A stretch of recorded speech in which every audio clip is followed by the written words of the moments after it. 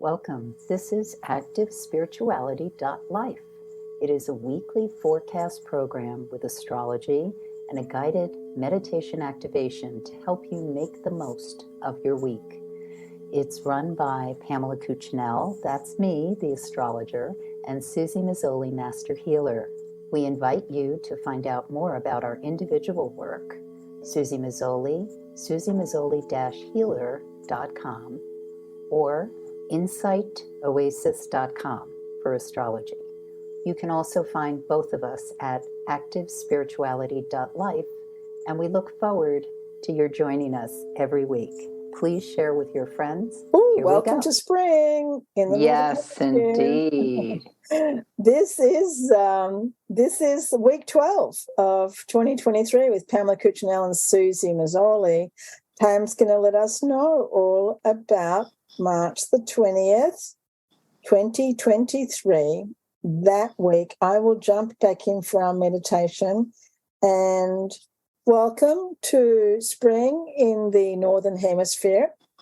And welcome to the fall, or as my fellow Australians say, autumn, in the Southern Hemisphere. What's going to be happening this week, Pam? Okay, well, Monday the 20th is the Spring Equinox. For those who are on the Eastern time zone, it may be the 21st, depending on where you are on the planet. The sun enters Aries at 5:24 p.m. And as Suzy said, the equinox, regardless of if you're in the northern or southern hemisphere, it's when we are in that period of time where night and day are fairly equal.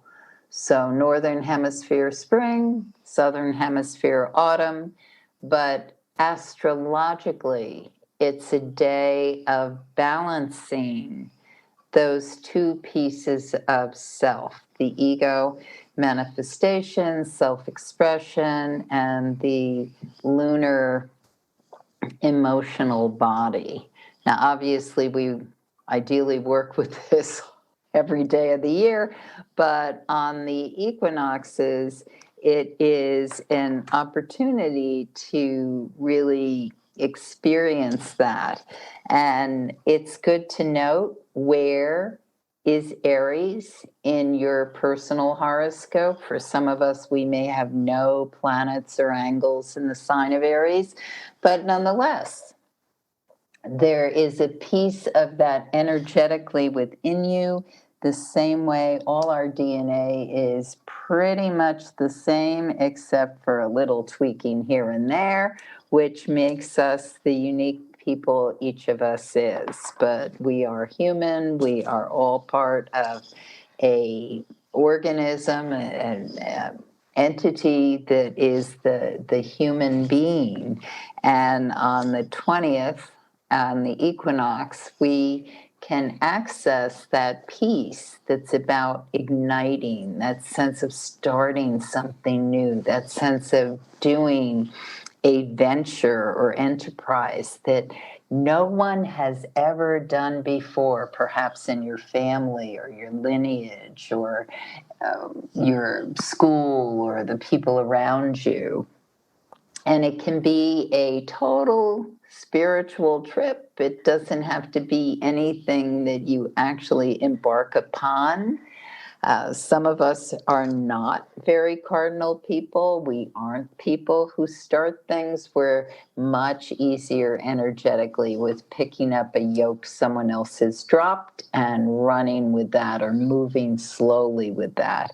So it's good to know who you are, but nonetheless, that's the energy that's around today. It's this sense of awakening, what is new and different, and this hunger of being alive that ignites when the equinoxes happen, because we feel this sense of what it is each of us is here to express, coupled with what's in our heart that we want or need or feel must be expressed. So it's this lovely, lovely time, fecund, very much so, regardless if it's spring or autumn, because one of the interesting things about those seasons is spring is when so many things start to pop and bloom and sprout.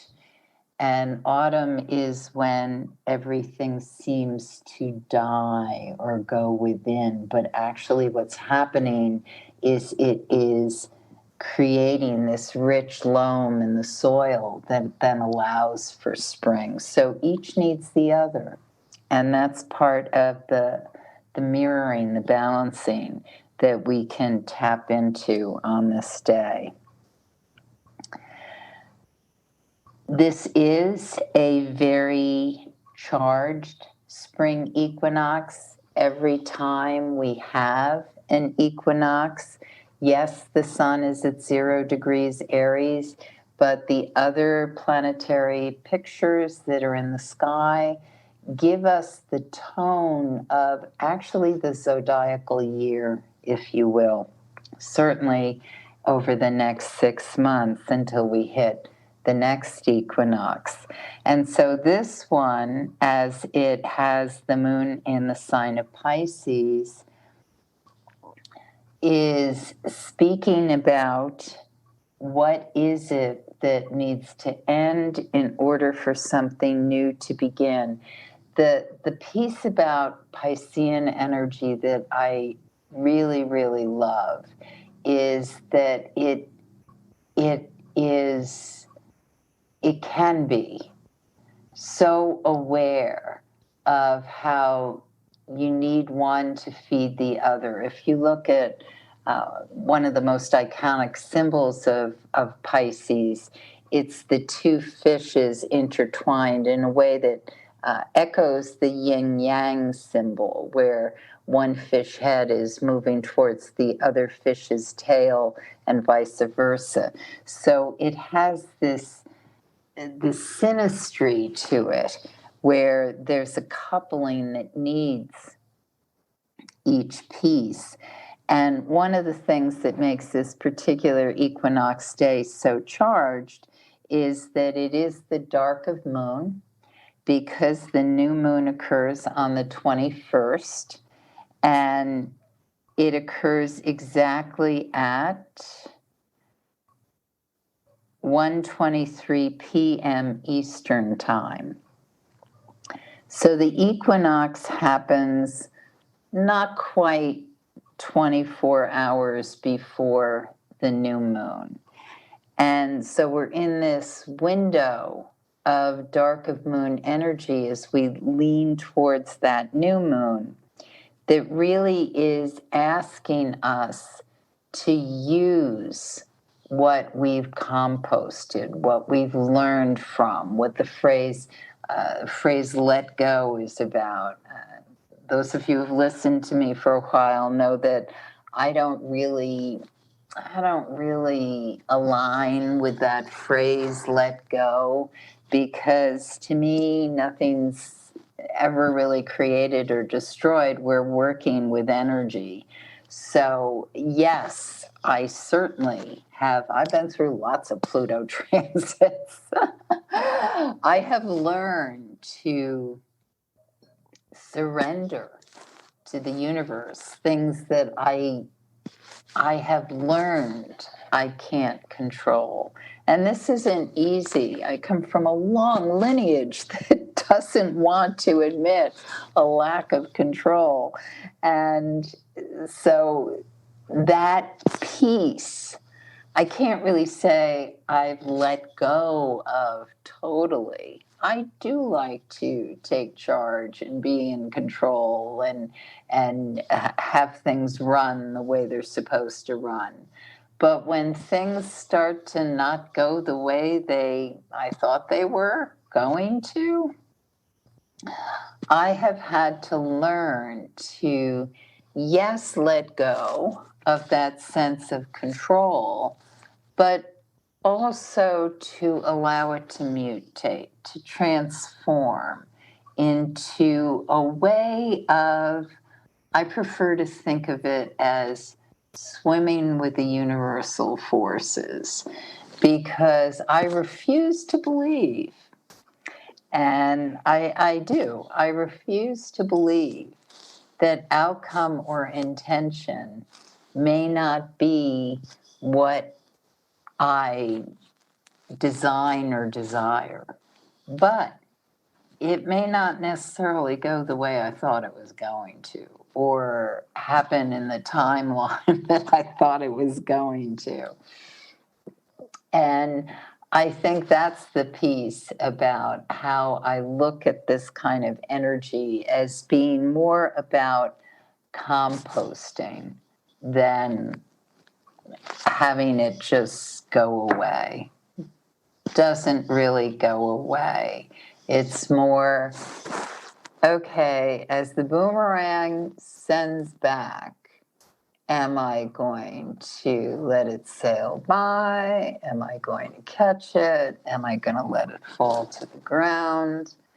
Because we have these echoes all the time of things that, oh, I've been this way before, this deja vu experience.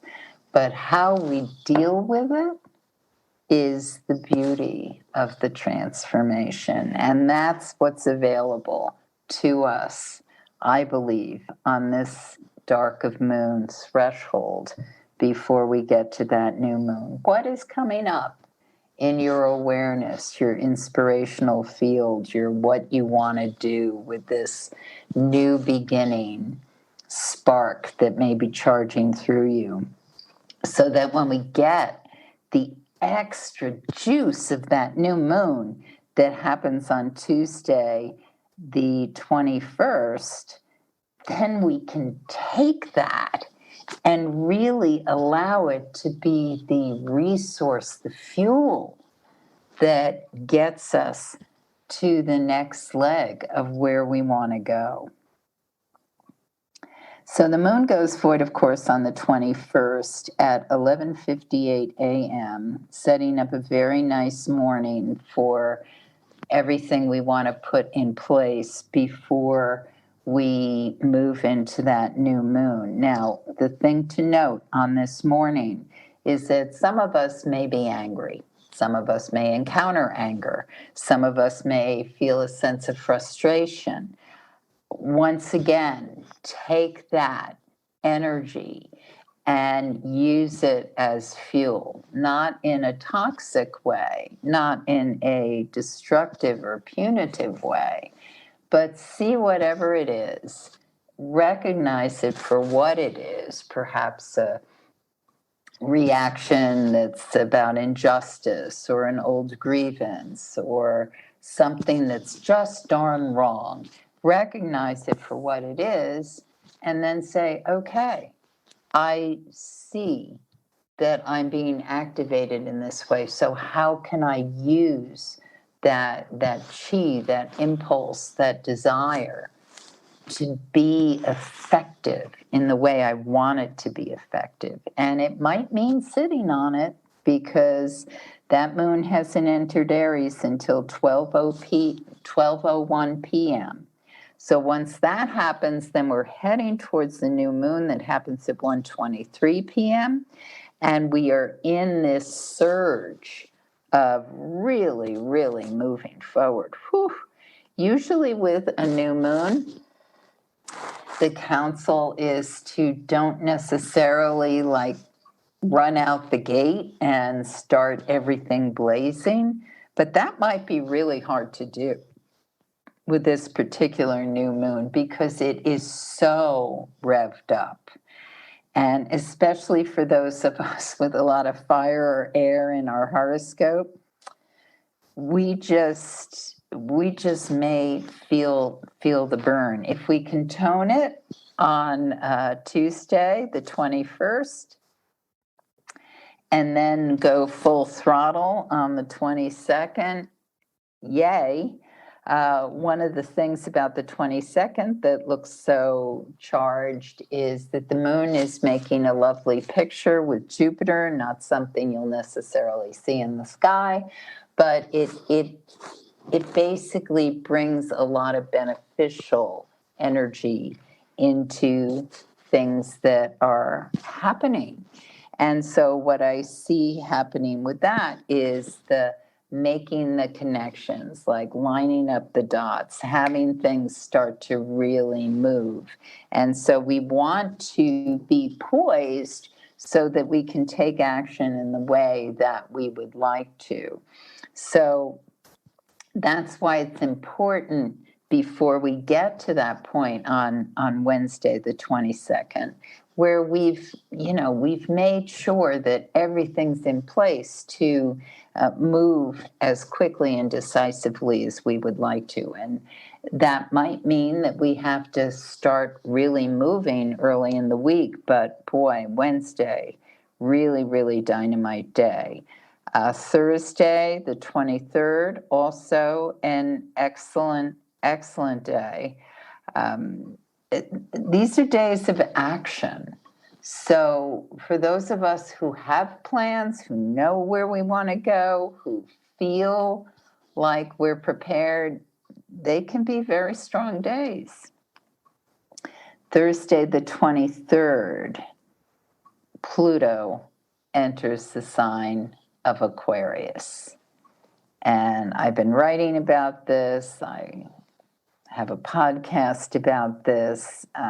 We will be moving with this in very different ways once the planet of irrevocable transformation enters the sign of, what is Aquarius the sign for? Yes, I can hear the fifth dimension now. And anybody who hasn't seen that movie, Summer of Soul, you want to see that movie. It's fabulous. Anyway, I guess the shorthand is that I feel that this week, with the spring equinox, the new moon in Aries, and Pluto entering the sign of Aquarius, this week we are going to see a lot of activity of people who have been waiting, working, taking action, raising voices for change and, yes, perhaps even revolution. I prefer to think of it as human consciousness evolution. And yet there are many aspects to that. So this day, the 23rd, may be something that is recognized and seen by this big shift that's occurring, and it may not, it may be very subtle. But regardless, we can, each of us, meditate, light candles, think in the frame of mind of, I am ready for transformation. I am ready for change. I am ready to be part of the human consciousness evolution that will make exponential leaps into greater service for all of humanity and every creature, every organism on this planet. The moon goes void of course at 1:13 p.m. on Thursday. And when the moon's void of course, it's recommended we don't take direct action. But this day, this morning, up until that point in time, very, very active day for some of us, especially those who feel a lot of fire, air in their horoscope, a lot of movement, a lot of conversation, a lot of wanting to take action, get things done. The moon enters Taurus at 2:42 p.m. And the lovely thing about most of this week, certainly the beginning of the week, is that there is so much support for these shifts, both the equinox, the new moon, and Pluto entering Aquarius. There's so much support in moving with grace that I think a lot of us really can. Now, when the moon is in the sign of Taurus, some of us may experience some adjustment, especially in the early afternoon, where there's a sense of, nah, I don't want to do that, or that's happening too quickly, or why is this becoming available now? I'm not quite ready. If that's what is kind of rocking you out of your zone, just see it as a transit. It will pass, recognize it. By the time we get to mid-afternoon, early evening, you should be feeling a lot better. Have a snack, a cup of a nice hot beverage, and direct yourself towards greater productivity as we get into the evening, because the evening, especially once we get into the early evening, looks like a wonderful time to do anything that you want to see experience growth. So that can be love, relationship, money, garden, for those of us who are dealing with actual plants and growth. It's just delicious, and that runs into Friday the 24th as well. It's just such a fertile energy. So much about working with what's around you to see creative, glorious, loving results. And however you want to spend that, cook a lot of food and freeze it, spend a day with the person or people with who you really love.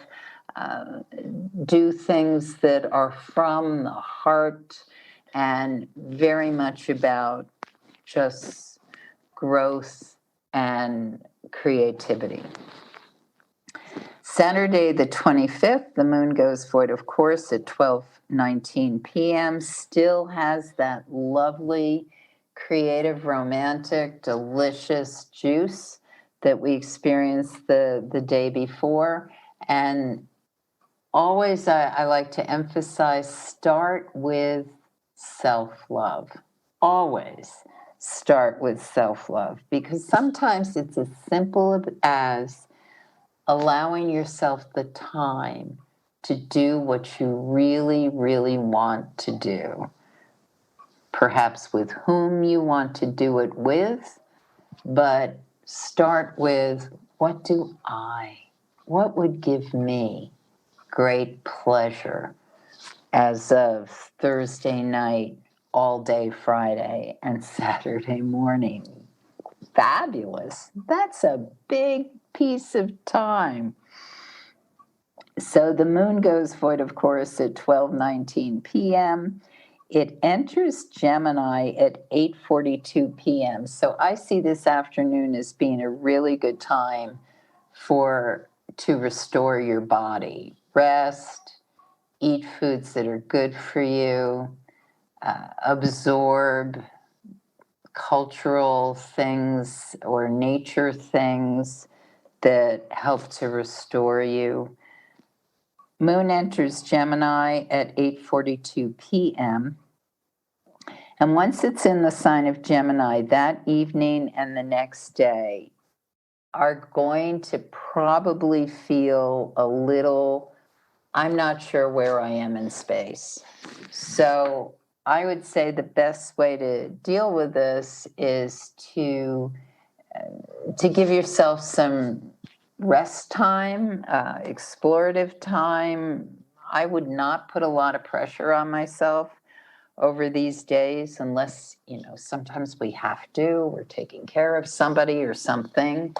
But if that's the case, just know it's okay to feel a little unmoored, a little confused, And if somebody's pushing you, like, oh, you have to make a decision about this, that, or the other thing, give yourself some space.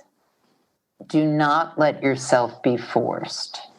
And allow yourself to take the time to make the right decision, check in with somebody, or put it on hold if that's at all possible until you get the information you need to be able to make a decision with confidence. And now I turn it over to Suzy. Wow. Yeah, it's a big week. So when you're talking, I always put notes into my calendar. I'm old school and I work with a paper calendar with my clients and everything and work. So I write everything in, and this week has a lot of notes. So thank you so much. Sure. And so let's go into our equinox meditation, folks. 10 minutes. Change of season, revolutions, activity, fertility, growth, creativity, so much going on. So let's take a moment to observe, to witness the self. Take a few deeper breaths, allow yourself to arrive.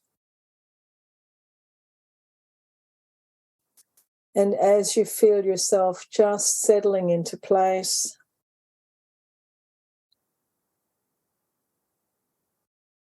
see if you can divide up yourself to the emotional part and what we'll just call the thinking or the mental part. See if you can do a little separation there. See if you can do a little separation before we start, just to know that you can sense that there's a difference, whether it's your emotions or whether it's more your ego, more your thoughts.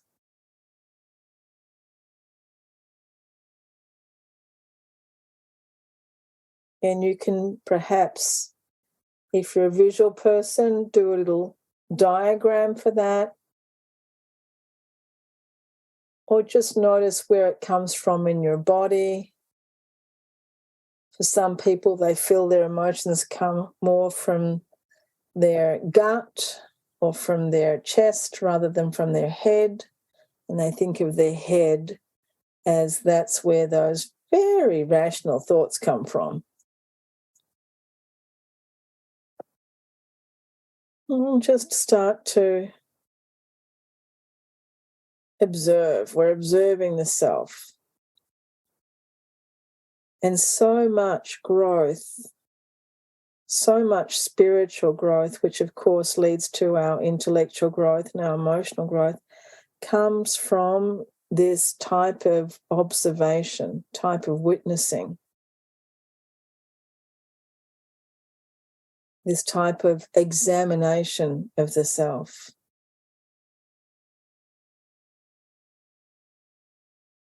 And for anyone that's ever had an emotional time in their life, if anyone ever felt like really overwhelmed by emotions, we know that they can be very, very strong and can really, really take over sometimes. Whether that's anger or fear or grief, it can be very, very real, or it can be a little bit imagined. But we know that when those emotions become very strong, that we can be bowled over. And out the door goes any kind of rational thought. And then we can also be of the other type where the rational thought is so strong and the control is so in place that the emotions never get a chance to peek out their little head. They are buried behind walls and walls and walls underground behind all sorts of security checks so that the emotions never come forward. So just notice where you are on that big spectrum of emotionals, rational thought, imaginary thoughts. Notice where you are in terms of ego thoughts. Just notice where you are. Just spend some time in self-reflection. We're always moving around so quickly, doing our things, working on our things, getting stuck in loops perhaps in our own mind. See if you can just come above yourself. Imagine that you are floating above yourself, that you're looking down or out at the movie of your life, and see yourself in situations. See what you were doing today. See who you were interacting with today. See what was the motivation behind your actions. What was the motivation behind some of the words today? And just notice where you're coming from. Notice what is your intention. Or are you just absolutely on some sort of automatic and just doing, saying? How much are you actually engaged with your life? How much are you engaged with the lives around you?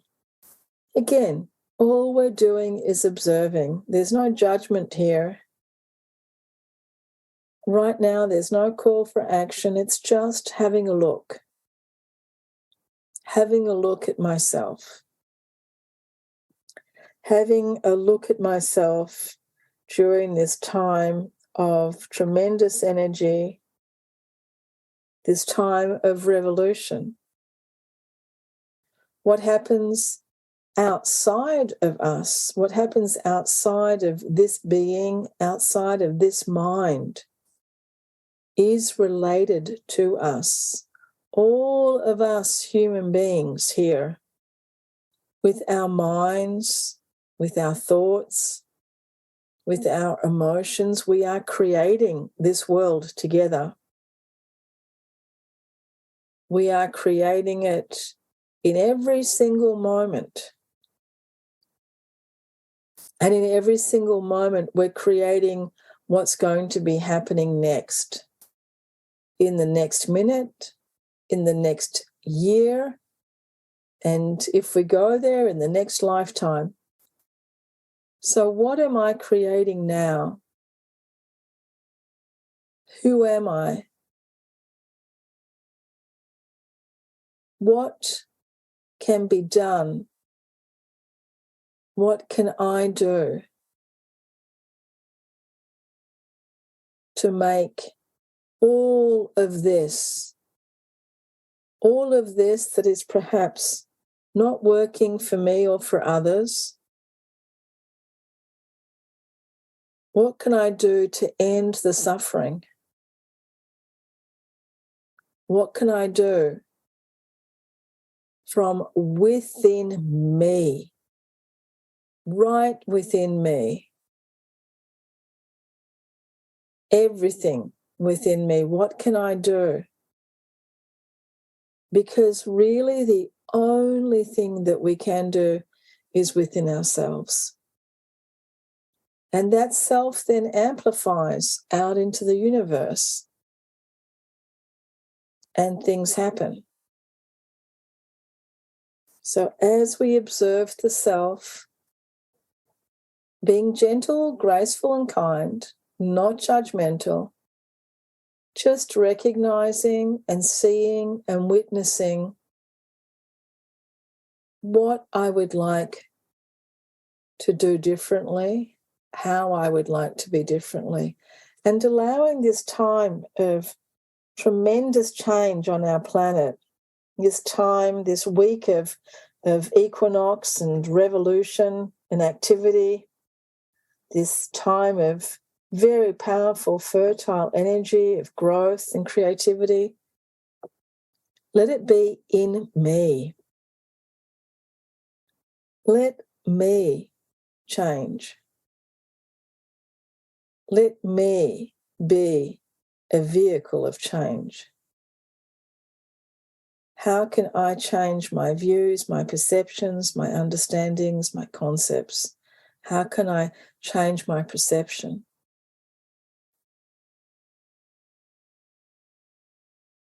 And as we do this, we do it with a lot of confidence and a lot of strength, knowing that each and every single one of us comes together and that we are all agents of change, that we are all capable right now of just pivoting very slightly or very, very strongly to bring about this awakening time, this spiritual evolution time on our planet. Gently as we open our eyes, thanking this wonderful, blessed opportunity to be here now. Thank you so much, Pam. Thanks, everyone. Love now, and see you all next week. You have been listening to Suzy Meszoly and Pamela Cucinell of ActiveSpirituality.life. If you've enjoyed this program, consider a donation. You can find the link for that, ActiveSpirituality.life. Regardless, we look forward to having you join us again for next week's podcast. Please share and have a great week.